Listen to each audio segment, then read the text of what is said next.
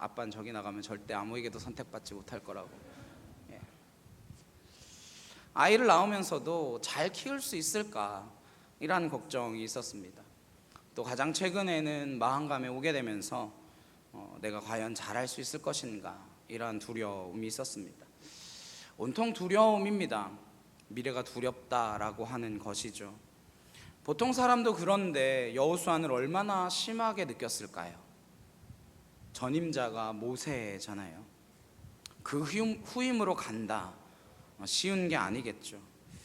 그리고 모세는요, 위대하기도 위대했고 또 전쟁을 하기는 했지만 대개는 행진이었습니다. 백성들이 불평하고 원망하고 이러한 순간들이 많이 있긴 했지만 거의 모든 시간이 아말렉과의 전투를 제외하면 행진이다라고 해도 다르지 않습니다. 그런데 여호수아가 해야 될 일은요, 전쟁이었습니다. 요단강을 건너고 난 다음부터는 계속해서 전쟁이거든요. 만만치 않은 싸움입니다. 근데 그걸 감당하려고 하니까 두려움이 임하게 되는 것이죠. 한 가지 확실한 것은 두려움은 하나님이 주시는 마음이 결코 아닙니다. 디모데후서 1장 7절 말씀에 함께 보시겠습니다. 시작. 하나님이 우리에게 주신 것은 두려워하는 마음이 아니요 오직 능력과 사랑과 절제하는 마음이니. 두려움은 하나님이 주시는 마음이 아니라 능력과 사랑과 절제하는 마음, 이것이 하나님이 주시는 마음이라고 하는 것입니다. 두려움은 당연한 것, 건강한 것 아니고 유지되어야 할 상태도 아니다라고 하는 것입니다. 그 두려움 가운데 있는 여호수아에게 두려움을 이기는 길이 무엇인가 시작부터 말씀해 주고 계십니다. 흔들리는 여호수아에게 주시는 하나님의 말씀입니다. 첫 번째는 하나님을 아는 것입니다.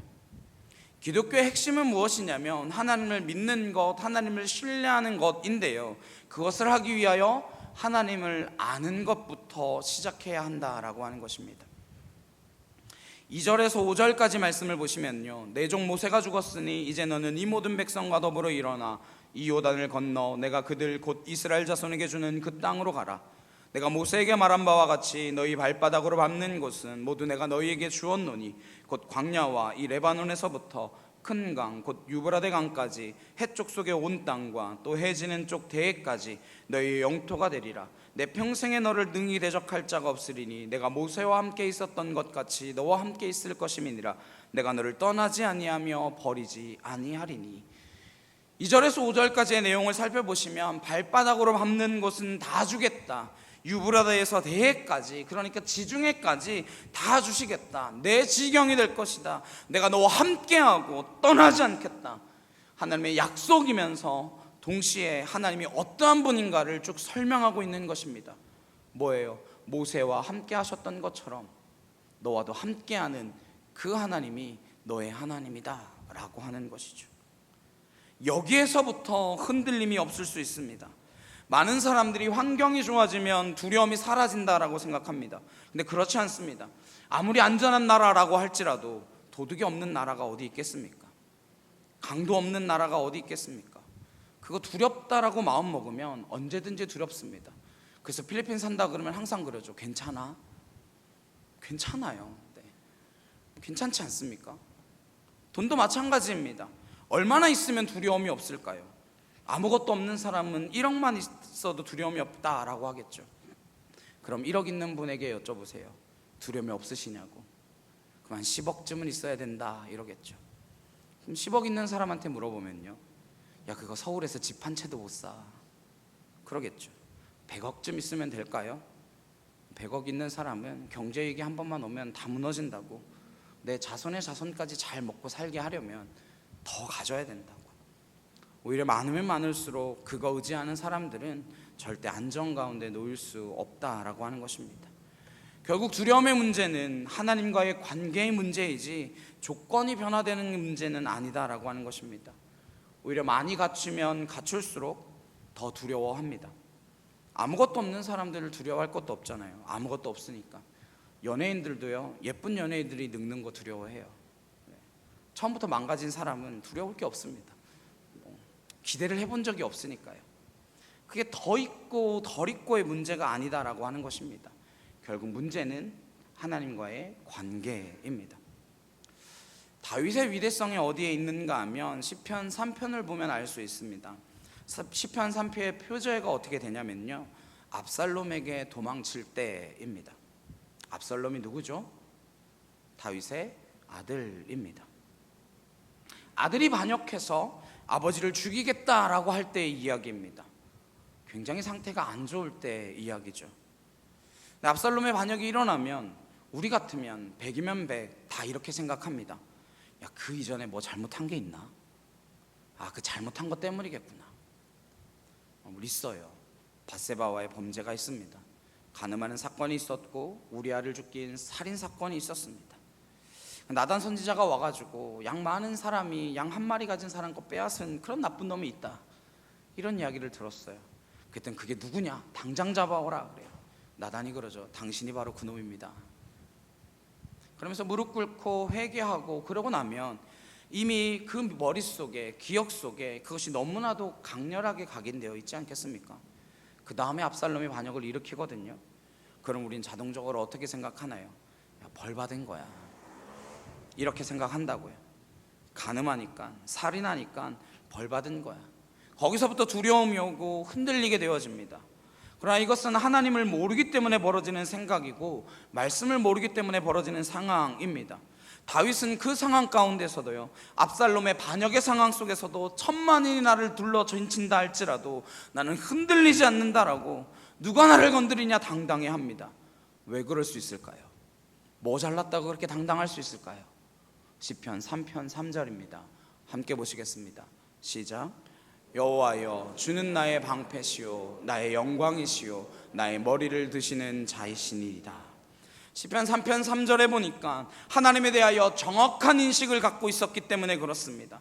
하나님은 어떤 분이시냐? 나의 방패이시며 나의 영광이시고 무엇보다도 내 머리를 드시는 분이시다라고 하는 것입니다. 넘어져 있지만, 쓰러졌지만, 반역이 있지만 다시 나를 세워주시는 분이시다라고 하는 것입니다. 내가 아는 하나님, 내가 믿는 하나님은 그렇게 벌 내리시는 하나님이시기도 하지만 나를 다시 일으켜주시고 내 머리를 드시는 그 하나님이다라고 말씀하고 있는 것이죠. 넘어져도 일으켜 세우시는 하나님이시다라고 하는 것입니다. 그 하나님을 믿었기 때문에 다윗은 담대할 수 있었고, 바벨론의 포로로 끌려갔던 백성들 가운데서도 좌절하지 않으며 하나님의 나라를 꿈꿀 수 있었던 이유가 바로 그 하나님 때문입니다. 그래서 두려워하고 좌절하는 이유는 상황의 문제가 아닙니다. 환경의 문제도 아니고 범죄의 문제도 아닙니다. 무슨 잘못된 일만 있으면 내가 뭐 잘못해서 그런가? 대부분의 경우 신학의 문제입니다. 내가 믿는 하나님을 모르기 때문에, 잘못 믿고 있기 때문입니다. 탕자가 아버지께 돌아올 수 있었던 이유도 그렇습니다. 탕자가 아버지께 돌아올 수 있었던 이유는 자기 반성, 자기 각성이 아닙니다. 이제 내가 좀 제대로 살아봐야 되겠다, 아버지한테 가서 다시 효도해야 되겠다, 뭐 그런 거 아니었습니다. 아버지에 대한 인식이었습니다. 우리 아버지는 품꾼이라고 할지라도 잘 대우해 주시는 분이시다. 내가 아들이 아니라 품꾼으로만 돌아가도 아버지한테서는 잘 살 수 있다, 환영해 주실 것이다, 그 아버지를 알았습니다. 은혜가 넘치고 자비가 넘치시는 분이 우리 아버지라고 하는 것을 알았습니다. 그래서 다시 돌아갈 용기를 얻은 것입니다. 기독교의 메시지, 설교는 우리의 삶에 어떻게 잘 적용하고 어떻게 우리의 삶 가운데 잘 맞는 이야기일까? 그런 이야기가 아닙니다. 증거되는 말씀의 대부분은 하나님에 대한 선포여야 합니다. 하나님이 어떤 분이신가? 그거 붙드시면 흔들림이 없습니다. 두려움을 이길 수 있는 줄로 믿습니다. 두려워하는 이유가 뭐라고요? 하나님을 모르기 때문입니다. 하나님을 아는 것, 여호와를 아는 지식, 그것이 우리에게 힘을 주고 능력을 주는 줄로 믿습니다. 창세기도 마찬가지입니다. 창세기의 1차 독자는 누구냐면요, 출애굽의 백성들입니다. 출애굽의 백성들 두렵잖아요. 400년 넘게 애굽에만 있다가 애굽을 떠나 새로운 땅으로 가서 개척해야 된다라고 하니 얼마나 두렵겠습니까? 그때 창세기를 보여주면서 너희가 믿는 하나님이 누군 줄 아느냐? 너희를 애굽에서 나오게 하신 그 하나님이 어떤 하나님이신 줄을 아느냐, 그것을 알려주기 위하여 창세기를 기록한 것입니다. 우리 하나님은 창조주 하나님이시며 이렇게 아브라함을 택하시고 가나안 땅을 이미 이스라엘 백성들에게 약속해 주셨고 그것을 성취하면서 보호해 주시는 그 하나님이다라고 하는 것입니다. 요셉을 통하여 이 땅 가운데 기근이 들었을 때 건져주신 이도 하나님이시고 이곳 가운데서 우리를 풍성케 하신 이도 하나님이시고 다시 출애굽하여 우리를 가나안 땅까지 인도하시는 그분도 하나님이시니 걱정하지 말아라, 두려워하지 말아라. 그것을 이야기하기 위하여 창세기를 주신 것입니다. 시편도 보시면요, 3편 말씀처럼 많은 시들이 어려움을 당할 때에, 힘든 일이 있을 때에 쓴 시들이거든요. 근데 시편을 보시면 이스라엘 백성들이 어려움 당할 때 건져주셨다, 건져주시는 분이시다, 그런 이야기도 있기는 있지만 그리 많지 않습니다. 거의 대부분의 시편은 무엇이냐? 하나님에 대한 찬미입니다. 하나님에 대한 찬양이에요. 하나님이 어떤 분이신가, 하늘을 만드시고 궁창을 만드시고 바다를 만드신 그 여호와를 찬양합니다. 온 우주 만물을 다스리시는 그분을 찬양합니다. 그 하나님께만 영광을 올려드립니다. 그런 이야기들이라고요. 무슨 이야기입니까? 아무리 어렵고 힘들어도 우리 하나님이 누구신지를 명확하게 알 때에 그때 두려움을 이길 수 있다라고 하는 것입니다. 상황을 바라보고 현실을 바라보는 것이 아니라 내가 믿는 하나님을 바라보고 일어선다라고 하는 것입니다. 하나님에 대한 신뢰입니다. 지금 하나님께서 여호수아 1장에서 여호수아에게 새 힘을 주시는 방식이 바로 그러한 것입니다. 내가 누군지 아느냐? 약속을 하시는 하나님이시고 이루시는 하나님이에요. 그리고 너희를 결단코 버리지 아니하니라. 너희를 출애굽시킨 하나님이 바로 나 아니냐? 강하고 담대하라, 흔들리지 말아라, 마귀가 주는 그 유혹에 넘어가지 말라라고 하는 것입니다. 그러므로 우리의 마음 가운데에 흔들림이 있고 두려움이 있을 때마다 하나님을 바라보시기를 소망합니다. 반드시 일어서게 되실 줄로 믿습니다.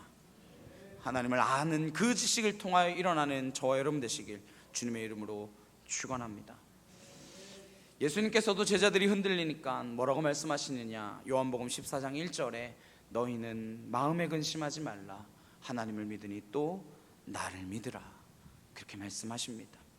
성경은 언제나 무엇을 신뢰한다, 내게 무엇 해주셨기 때문에 그것을 신뢰한다, 그런 말이 없습니다. 상황이나 결과가 아닙니다. 누구를 신뢰하느냐? 인격입니다. 어떤 결과, 상황, 그러한 것 때문에 신뢰하는 것이 아니라 하나님 그 자체, 그분 자체이신 인격을 신뢰하며 나아가는 것입니다. 누구를 신뢰하느냐, 그것에 따라 달라진다라고 하는 것이죠. 사랑도 마찬가지죠. 누구를 사랑하느냐, 사랑하면 환경과 조건을 따지지 않잖아요. 정말 사랑한다 그러면 라면만 먹고 살아도 괜찮다, 그렇게 이야기하잖아요. 뭐 차 없어서 걸어다니면서 데이트하면 어때요? 좋은 사람인데. 그래서 유명한 짤 있죠. 100억 유병재와 거지 차은우, 누구를 선택하시겠습니까? 누구를 선택하시겠어요? 네, 거지 차은우죠. 네. 100억 유병재도 안 된대요. 네. 돈 없으면 어때요? 사랑이 아니니까 뭐 이걸 줬네 저걸 줬네 사진 찍어서 SNS에 올리고 그러죠. 그래서 SNS를 보면 인격이 없습니다. 온갖 물건과 먹을 것만 가득하죠. 외로운 거죠. 무엇을 보여주려고 하는 것은 가짜일 수 있습니다.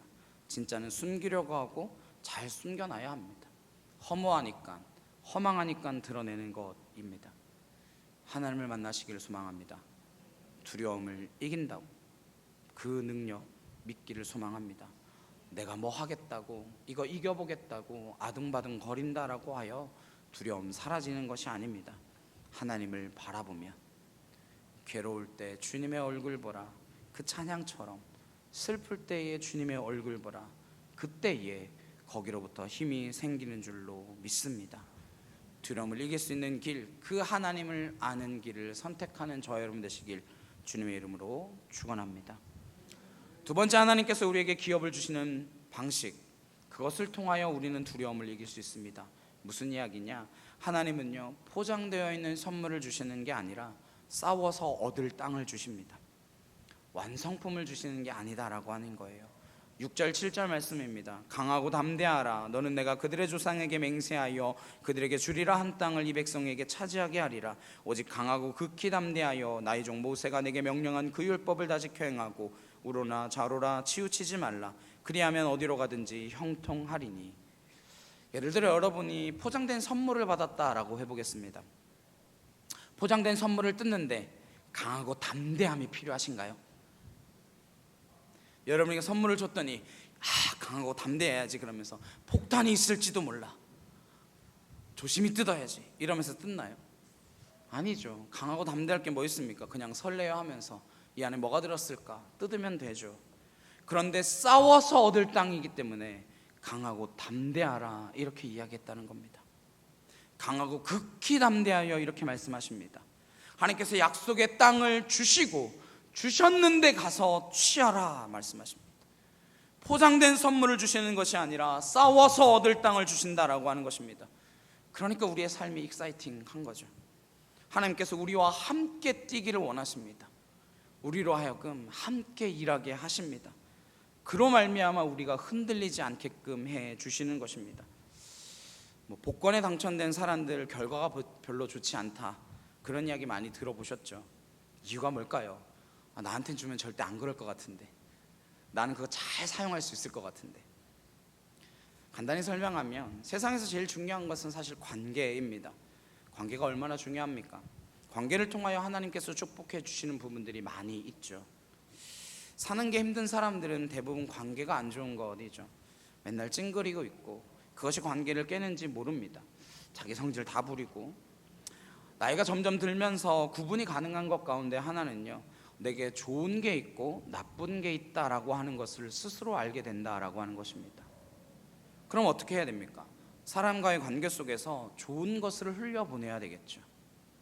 독이 있을 때는 나 홀로 처리하는 겁니다. 그걸 아는 사람이 좋은 사람입니다. 나쁜 사람은 독을 모든 사람들에게 퍼뜨리는 거예요. 나만 독에 사로잡히면 되겠느냐, 너도 좀 당해봐라. 그러면서 다른 사람들이 자기 독 때문에 괴로워하는 것을 즐기는 것과 같은 사람들, 다 나쁜 사람들이죠.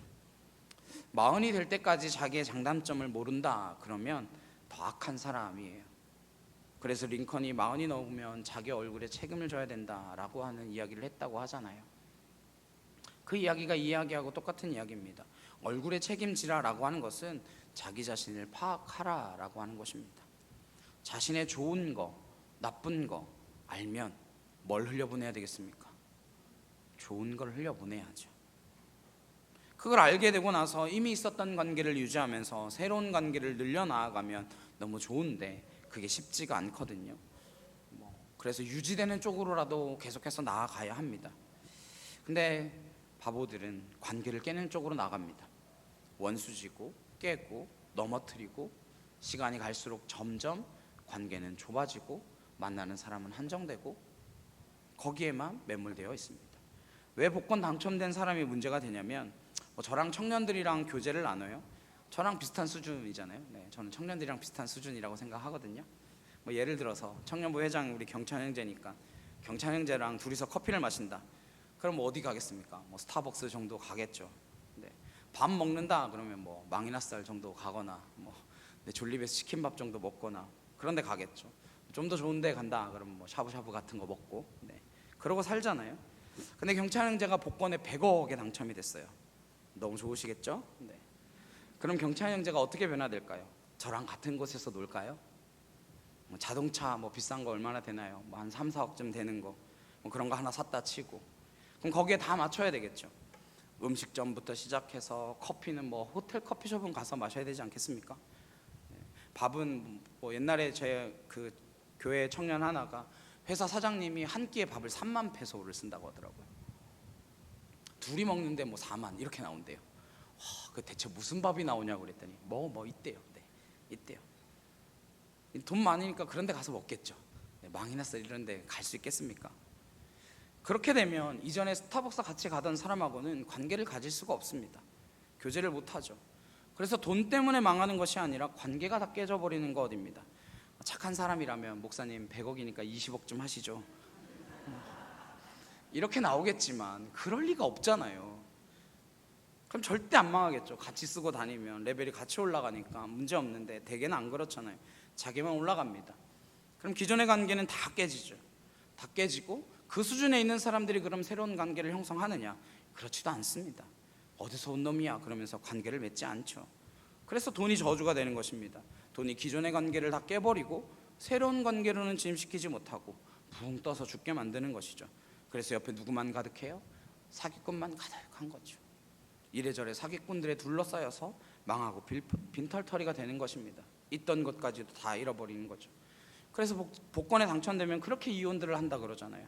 왜? 부인이 못생겨 보인대요.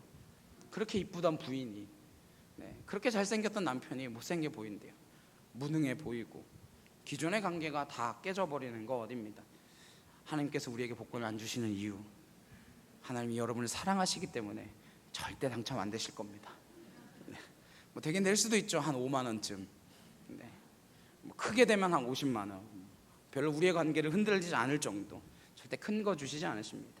그걸 유지할 수 있는 관계가 함께 가야 하기 때문에 그렇습니다. 얼마 전에 진짜 청년부에서 혹시 복권 당첨되면 뭐 할 거냐고 이야기가 나왔었어요. 저한테 제일 먼저 물어보더라고요. 목사님, 복권에 당첨되시면 뭐 하실 거예요? 제가 뭐라 그랬을까요? 저는 교회부터 지을 거라 그랬습니다. 저희 아내랑도 상의된 일입니다. 그놈의 월세 때문에 힘들 때마다 야, 복권이라도 돼서 교회라도 지었으면 좋겠다 맨날 그랬거든요. 근데 교회 짓는다 그래도 복권에 당첨 안 되더라고요. 가장 큰 문제가 있었습니다. 제가 복권을 사본 적이 없다라고 하는 것입니다. 물론 앞으로도 살 계획이 없습니다. 근데 복권이 아니라 우리가 사업을 한다거나 어떤 일을 해나가면서 함께 키워나간다라고 생각해 보십시오. 그러면 실력도 늘면서 관계도 깨지겠습니까? 안 깨지겠습니까? 안 깨지겠죠. 동력자와 거기까지 함께 가는 것입니다. 그래서 잃지 않습니다. 교회도 마찬가지입니다. 깃발 꽂아두면 우르르 모여서 숫자가 늘고 그러면 스타디움에 모인 관중과 같습니다. 아, 저 교회엔 누구 능력 있는 사람 많다더라. 아, 저기에 뭐 한 사람 많다더라. 우리 저기로 가서 좀 도움을 얻어보자. 많이 모일 수 있겠죠. 그 교회는 스타디움에 모인 관중일 뿐입니다. 교회는 모여서 고난과 역경과 어려움들을 같이 겪고 가짜는 떨어져 나아가고 짐자는 남고 이러한 과정이 필요한 것입니다. 그래서 서로 간의 얼굴을 보며 함께 그 사선을 넘은 모습이 있어야 되는 거죠. 사진 한 장을 보면서도 눈물 흘릴 수 있어야 됩니다. 아, 이때 그랬지, 이때 그랬지. 관계입니다. 그러고 난 다음에 하나님께서 주시는 것입니다. 이스라엘 백성들에게 하나님께서 그냥 빈 공간에 가나안 땅을 주신 게 아닙니다. 그러면 못 누려요. 싸워서 얻는 땅입니다. 믿음으로 싸우라. 믿음의 선한 싸움을 싸워라. 하나님께서 아무것도 안 주시는 것 오히려 너무나 감사한 일일 수 있습니다. 그래서 여러분, 얼굴 예쁜 여자가 항상 좋은 게 아닙니다. 무슨 미드 쇼츠를 하나 봤는데요, 관계를 잘 못하는 변호사였습니다. 근데 동생이 예뻐요. 그래서 이 오빠의 상처가 뭐냐면 맨날 남자애들이 굉장히 많이 접근을 합니다. 뭐 때문에? 동생 때문에. 동생이랑 한번 연결돼 보려고. 그러고 자기는 이제 버리는 거죠. 동생은 또 동생대로 얼굴 보고 오는 그런 놈들만 오니까 진짜 사랑인지 구분하기 힘들고 예쁘니까 사람들이 막 모여드는 거예요. 그럼 결국 조건 가지고 결혼을 하겠죠. 주변 사람들이 이야기하는 그 평판을 가지고 확률적으로 망칠 가능성이 매우 큽니다. 실제로 드라마에서 그렇게 되더라고요. 망가지게 생긴 사람들이 오히려 진짜 사랑하는 사람이 올 거잖아요. 이것저것 보면서 아, 저 여자는 정말 믿음이 있겠구나. 아, 저 남자는 정말 믿음이 있고 비전을 가지고 있구나. 나도 누가 건드리지도 않으니까 안심하고 깊은 교제 가운데 나아갈 수 있겠구나. 그 가운데에 만남이 이루어지는 것이죠. 그래야 진짜를 만나고 진국을 만나게 되어집니다. 포장된 선물을 너무 좋아하지 마십시오. 과정 없는 선물은 선물이 아닙니다. 싸워서 얻는 땅을 주셨다. 이것을 잊지 않으시기를 소망합니다. 세 번째로, 하나님께서는 우리에게 너무 작은 선물을 주지 않으십니다. 큰 선물을 주세요. 큰 선물을 주시는데 문제는 실패가 아니라 우리의 인생이 너무나 낮은 목표를 갖고 있다라고 하는 것입니다. 하나님의 약속을 붙들고 나아가야 하는데 하나님이 주신 큰 땅이 있습니다. 근데 그걸 놓치고 너무나 작은 곳에 살아갑니다. 목표가 낮은 것이 우리를 무능하게 만듭니다. 하나님의 성령께서 우리에게 주시는 꿈과 비전을 가져야 합니다. 4절에 보시면 곧 광야와 이 레바논에서부터 큰 강 곧 유브라데 강까지 해쪽 속의 온 땅과 또 해지는 쪽 대해까지 너희의 영토가 되리라. 예를 들어서 요셉 집사님한테 100m 훈련을 시킨다라고 해보겠습니다. 100m 1분 안에 들어오세요 이러면 연습을 하실까요? 안 하겠죠. 100m 1분 안에 100m 1분 안에 못 들어오는 사람은 다리가 불편한 사람 말고 누가 있겠습니까? 그건 너무 낮은 기준입니다. 요셉 집사님 최고 기록이 몇 초였나요? 기억이 안 나시나요? 대부분 한 13초, 14초 뭐 이 정도 되거든요. 고등학교 때 뛰면 좀 늦은 저 같은 사람은 15초 뭐 이렇게 들어오고 그럽니다. 아마 지금 뛰라 그러면 아마 한 17초, 18초쯤 들어올 거예요. 제가 재민아이한테 물어봤거든요. 고등학교 때 13초 뛰던 사람이 30대가 되면 평균적으로 몇 초에 들어올 수 있니? 세 가지 시나리오를 주더라고요. 운동을 꾸준히 했다면 14초 대, 운동은 안 했는데 체중은 그대로면 15초 대, 운동도 안 하고 체중이 10kg 이상 늘었다면 17초 대. 아마 요셉 집사님에게 한 17초 들어오라 그러면 운동 조금만 하면 들어올 수 있을 거예요. 안 되시나요? 목표가 좀 높아야죠. 15초 막 어마어마한 목표겠죠. 하나님께서 우리에게 낮은 목표 주시지 않았습니다. 높은 목표를 주셨습니다. 그래서 우리로 하여금 무능하게 하지 않게 만드는 것입니다. 그런데 우리는 꿈이 너무나 작아졌습니다. 너무 자잘한 꿈을 꾸고 하나님이 주신 것들을 누리지 못합니다. 4절에 하나님이 주신 약속의 땅은 어디냐면요, 우리가 잘 아는 그 팔레스타인 땅, 거기만이 아니라요, 원래는 이라크까지입니다. 지금도 그 땅 때문에 지지고 볶고 싸우고, 또 오늘 아침에도 보니까 뭐 휴전을 이제 종료하겠네, 뭐 다시 또 싸우자 이러고 있던데, 원래 약속의 땅 이라크까지였습니다. 유브라데까지. 거기까지 간 적이 있을까요, 없을까요? 없습니다. 그러니까 하나님이 유프라테스 강까지 어떻게 가게 만드십니까? 자기 발로 안 가니까 포로로 끌려가게 되었습니다. 결국 하나님이 약속하신 땅에 이스라엘 백성들이 가기는 갔습니다. 포로로 끌려갔습니다.